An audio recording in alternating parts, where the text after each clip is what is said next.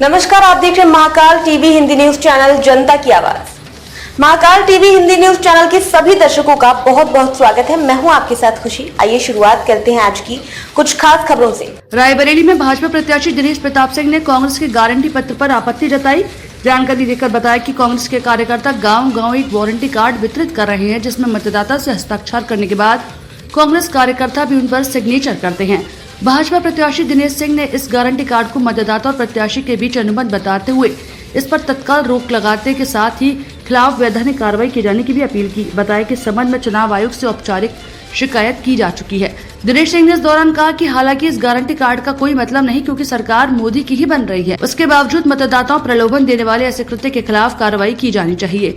इस दौरान दिनेश सिंह ने राहुल गांधी के उस वक्तव्य का भी जवाब दिया जिसमें उन्होंने कहा था कि रायबरेली से मेरा 100 साल पुराना नाता है। दिनेश सिंह ने कहा कि राहुल गांधी कभी वायनाड को घर बताते हैं तो कभी अमेठी को और अब रायबरेली को। उन्होंने कहा कि आगे किसी और जिले में वे अपना परिवार नहीं कहेंगे, इसकी क्या गारंटी है। दिनेश सिंह ने राहुल गांधी को एक छोटे से सैलून में दाढ़ी सेट कराना भी छलावा बताया। कहा कि चुनाव के समय ऐसा करने वाले चुनाव बाद 5 स्टार सैलून में जाएंगे। महाकाल टीवी से संवाददाता राजेंद्र कुमार की रिपोर्ट, रायबरेली। जिन्होंने जैसे अमेठी को धोखा दिया, जैसे वायनाड को धोखा दिया, वैसे रायबरेली के मतदाताओं को भी धोखा दे रहे हैं। एक गारंटी कार्ड गांव के भोले भाले मतदाताओं के बीच इस तरह का गारंटी कार्ड कांग्रेस के बाहर से आए 2-3 हजार लोग गांव में जा रहे हैं और इस कार्ड पर मतदाताओं के हस्ताक्षर प्राप्त कर रहे हैं और अपने स्वयं कर रहे हैं। आचार संहिता में ये पूरी तरह से उल्लंघन है। नहीं कर सकते हैं। किसी को लोभ दे करके उसका वोट लेना आचार संहिता का उल्लंघन है। और इनके द्वारा कहा जाता है कि आप हमका वोट दो, मैं 1 लाख रुपए चुनाव बाद आपको सरकार मेरी बनेगी तो आपके घर पहुंच जाएगा। सम्मानित साथियों, आप हमको बताओ, इस आचार संहिता के उल्लंघन में कार्रवाई होनी चाहिए।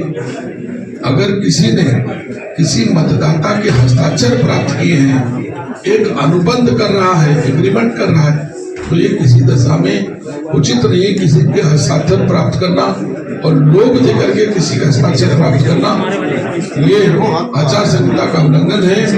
मैं चुनाव आयोग से अपील करूंगा कि ऐसे कृत्य जो कांग्रेस पार्टी के द्वारा किए जा रहे हैं उसको रोका जाए और इनके विरुद्ध जो भी वैधानिक कार्रवाई हो, मतदाताओं को लोभ देने की अथवा उनके हस्ताक्षर लेने पर जो भी संविधान प्रदत्त दंड हो वो इनको मिलना चाहिए, क्योंकि ऐसे कृत्यों से निसंदेह चुनाव प्रभावित होता है। और चुनाव मेहनत करके, परिश्रम करके, कैंपेन करके जो आदमी नहीं जीत रहा है वो इस तरह के फंडे अपना रहे हैं। निसंदेह मैं रायबरेली वासियों से अपील करता हूं, आप जानते हो देश में मोदी जी की सरकार है, आप जानते हो देश में मोदी जी की सरकार फिर बनने जा रही है, तो इस तरह के गारंटी, इनकी गारंटी का कोई मतलब है जिसकी खुद गारंटी नहीं है कि नामांकन करने के बाद एक दिन रायबरेली आए हैं, हो सकता है एक आध दिन और आए, लेकिन रायबरेली ना आना है, ना रायबरेली के लोगों से मिलना है।